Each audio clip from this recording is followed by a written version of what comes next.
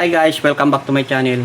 Ngayon mga kawatsador, meron po tayong bibigyan tutorial na isang Casio 556. Yan, BBG po yan. Step tracker. Yan. Mapapansin mga kawatsador, meron po siyang mode button, adjust button, reset, start. Ito po yung forward and reverse. Guys, bali ang bibigyan nating madali ang solusyon paano ilipat ang analog and digital. Pwede kayo mag-una guys sa mga pwede nang unahin tong digital or analog yung kamay. Then una muna natin guys yung mga unahin natin yung digital. Punta kayo sa adjust button. Yan. Press po natin yan 3 seconds. Yan mga kawador. Mapapansin nyo nag-blink na yan. Punta kayo sa mode button. Yan, nasa set na siya. Yan. Yan po yung time na yan, nagbi-blink na yan. Mapapansin nyo guys. Punta kayo rito sa forward. Ngayon po ay ang oras niya ay 9:37. 9:37. Hanapin natin yung 9 PM na. Yan. 9 o'clock. Yan. Then mood para lumipat uli. 37. Reverse natin. Pwede naman reverse. Lagyan natin sa 38. Yan. 9:38. Then punta kayo ulit sa mode button para lumipat. 12 hours. Ngayon po ay yan, lumabas yung year. Bali 2026 po ngayon. Forward tayo. Up. Yan. Then lipat natin uli. Ngayon po ay February 17. 2. Then lipat natin. Yan, nag-blink. Reverse 17. Yan, 17 na. Then lipat natin uli. Yan. Okay, yan guys. Bali naka-set na yung kanyang oras na digital. Pipress natin tong adjust button para mag-reverse yung yung kanyang analog. Okay. Yan.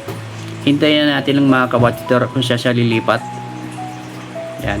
Kung mapapansin nyo po yung na yan, digital na yan, nakaset na yan sa oras natin. Then ang itatiming naman natin yung analog. Yan. Okay guys, bali nagginto na. Punta tayo ulit sa adjust button. Ipipress natin yan 3 to 5. Yan, bahala na po kayo kung anong gusto nyo. Basta kalimitan yung mga 3 seconds. Okay. Yan. Yan mga kabatsyador.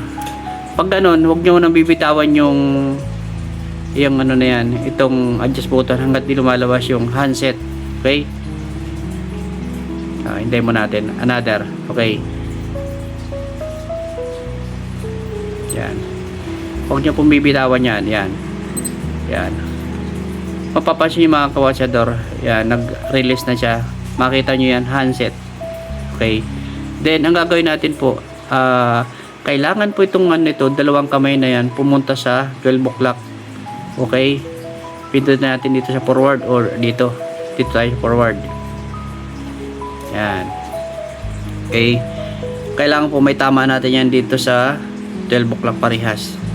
Hanggang automatic po yan. Pero pag kailangan natin guys na pahinto, pag malapit na, pipress natin to. Okay. Up. Yan. Napapansin nyo mga kawatsador, malapit na siya. Pindutin nyo lang dito isa-isa. Yan.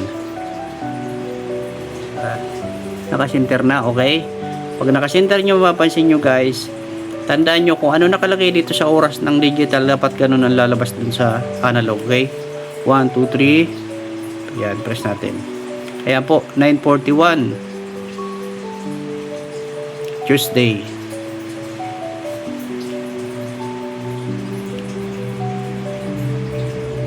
Yan. Kung mapansin nyo guys, ang lumabas dun, yun ang oras. Diba?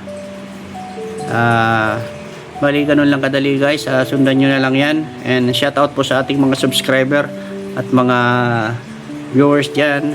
Maraming salamat po. Madalang po tayo makapag-vlog dahil palagi tayong busy sa ating mga ginagawang relo. Yan. Kaya ano po tayo ngayon sa mga tutorial na lang muna.